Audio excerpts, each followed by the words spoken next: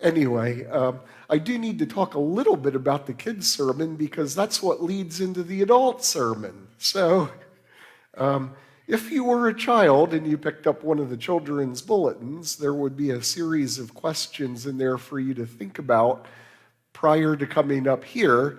And it's maybe important that I read those questions just to get you guys thinking about it for my sermon here. So the questions in there go something like this.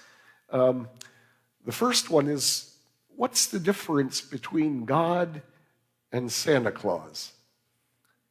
Think on that one. And then, what do you suppose life would be like if we all got whatever it is that we wanted right away? No wait, no suffering in the process, no windy path to the target, right? And then the last one is a tough one, and it goes like this. Does anything good come out of difficult times? Does anything good come out of our suffering and misery? Okay, so while we think on that, I'll return to my usual spot here, or at least somewhere up here. That's a little constraining, I think, but anyway, may the words of my mouth and the meditations of my heart be pleasing to you, Lord. So sometimes we need to do the things we don't want to do. And in fact, sometimes it seems like we've got to walk through hell itself. And certainly, war would be one of those times. I don't think any of our young soldiers chose that path for their life. But anyway, as Winston Churchill said, if you're going through hell, keep going. We can all recall times from our childhood when we didn't get what we wanted. In fact, I probably wouldn't be here. I know I wouldn't if I got what I want. I seem to recall, and I think my mom, who is here today with us, can verify this story, not wanting to go to church as a child and being told something along the line of, if you can't sit still for an hour in there, you won't sit the rest of the week, or something along that line, right? So, but truly, if I had gotten what I wanted, I probably wouldn't have gotten through grade school even. But in hindsight, I so enjoyed college. I'd have missed the good stuff. So who would choose to study algebra and chemistry and those sorts of things? Well, by the way, if you're a resistant kid, here's why that's fair. It's fair for society to mandate school, and it's fair for your parents to mandate church and Bible study. You just don't know what's coming next in life, right? So, again, if I got what I wanted, I'd be one of the probably hundreds of millions of us who hit the lottery last week for $2 billion. But if that had happened, I'd probably become self-absorbed and useless to this job or probably any other job. I'd assume that I was self-reliant rather than God-reliant. And I'm pretty sure I would assume that whatever problem I created, I could overcome with my money. This would be the sin of being rich. Whatever I've done on the side here, I can bury it and throw enough money at it and any problem will go away.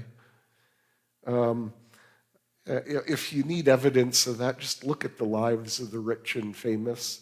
How many of them fall into addiction or other depravity?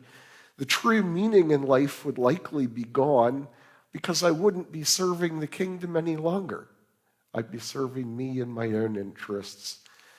And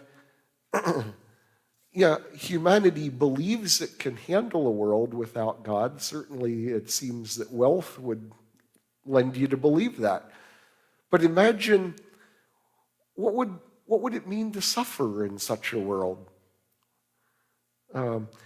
It makes life kind of like a crapshoot, like a roll of the dice. Some are lucky, others are not. In the long run, everything is meaningless. All our pain and struggle and failure, and with them, all our successes. If there is no God, If it's only the lucky, then there's no purpose. And I choose God because I am not ready for such a world.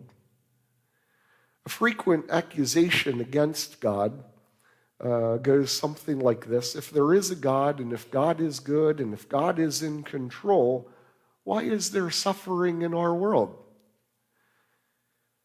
Well, I want to knock that one out of the ballpark here because I think there's a good answer to that. Now, parents, don't raise your hands here lest anyone think the wrong thing of you, but I'm a parent, so I can put my hand up and testify to this too. Have I ever wished my kid would struggle a little bit with something? Well, sure, absolutely. I want life to provide him challenge. I need him to be on the right track. Have I ever denied my child something my kid wants dearly? Yeah, when it's not something that's right for them. Have I ever been glad that things didn't work out the way my kids wanted them to? Sometimes, yeah, absolutely. It's better that the state cop got a hold of my son than I did when he got the ticket for 100 miles an hour. I can tell you that. But does that mean that I'm an evil person then? Because I've wanted that pain and suffering in my child's life. And I think the answer to that is no, that it's not. It's not evil if there's a good intention at the end of it.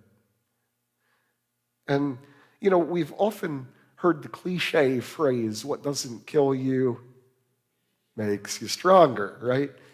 But I think a better Christian version of that might be something like this. What doesn't kill us brings us into reliance on God. What doesn't kill us makes us useful in a world where there is pain and suffering. You see, even as death, we discussed last week, even as death, I think, is not a curse, but a blessing necessary to fallen humanity. I believe suffering falls into the same category. And I believe that if we could see from God's throne with his eyes, and I believe if we were in that position and asked, I believe we would agree to go through the suffering that's been in our lives again. I think we would actually answer, let it be done unto me as you say, Lord. And I know that's a hard thing to hear, but I believe that it's the case. And I'm not merely speculating on this one, because I'm not a stranger to pain in this regard. My wife and I got married in the usual way and planned to start a family, but it didn't work out as we had in mind. Lisa, my wife, didn't have problem getting pregnant so much, but it was staying pregnant. And we ended up delivering babies at 20 weeks, too young to survive, alive for a little while, and then die in your hands. And that is a painful, painful thing to walk through. And now I had a rock in my backyard that I used to go and spend time praying, and in this case, sometimes even screaming at God.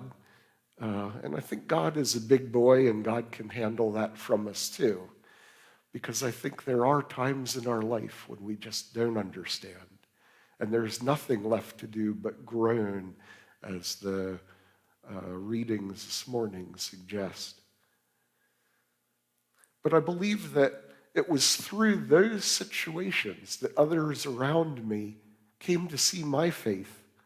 You see, when you're living the easy life, nobody really takes notice of that. And no one wonders what goes into that. They just kind of want the things that you have, maybe. There's a golfer named John Daly who told a story. I'm not sure, maybe some of you have heard him and heard this story, but it goes something like this. He got tired of hearing from people at the driving range, boy, I wish I could hit a golf ball like you could hit. And one day, he'd had enough of it, and he said to the guy next to him that said that, you know what, you can.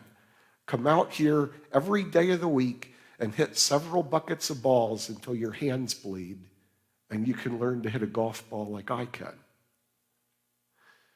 So the point here is that we often want what other people seem to have, but we don't want to walk through the misery it takes to get there. And I think it takes that misery. By contrast, we do admire the people that seem to pull themselves up by their bootstraps, so to speak. The person that was a drug addict and now succeeds in business as a good father and husband. We admire that. And yet it took that suffering probably to get there. Now, in Christian language, we sometimes hear suffering referred to as being refined.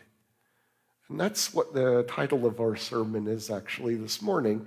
It comes from Malachi 3, a short and often forgotten book of the Old Testament. Malachi 3 speaks of God as a refiner of precious metal, like a refiner of silver and gold. Well, refining involves intense heat. It's a process of burning away the dross or impurities in the metal. It doesn't conjure up the pleasant images of kumbaya around a campfire, but rather more like the image of hell itself. However, do you know, when does the refiner know when his job is finished? The refiner knows that his job is complete when he can look into the molten metal and see his perfect reflection. Unblurred reflection. My friends, our trials are not wasted pain unless we want them to be. They're a process of refining us into the likeness of our God. From our readings today, Christians should find peace in the midst of the storm. From Jeremiah, we learn that God has a plan to prosper us, but that plan took 70 years. It might not be in our own time. From Romans, we learn that frustration and suffering liberates us from creation in its current state of decay, and that God works all things for good for those that love him. In this process, we're conformed to the image of Christ. Or John, in this world there will be trouble, but Christ has overcome the world. A time is coming when we will take our requests directly to God and he will grant everything we want. He'll grant everything we want. That time does not seem like it's now, but I think here's what it requires. It requires us to have first arrived at the place where what we want is God's will. And his will is good. It is the salvation of mankind. Now, some concluding thoughts here. This, by the way, is from the movie God Is Not Dead. There's a trial scene in it, so you might recognize this if you've seen the movie. But the minister in the movie on trial says, I asked for strength, and God gave me difficulties to make me strong. I asked for wisdom, and God gave me problems to solve. I asked for courage, and God gave me dangers to overcome. I asked for love, and God gave me troubled people to help. My prayers were answered, and I am truly blessed. So for our benediction today,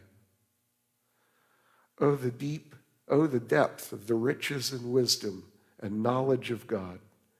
How unsearchable are his judgments and how inscrutable his ways. For from him and through him and to him are all things. To God be the glory forever. Amen.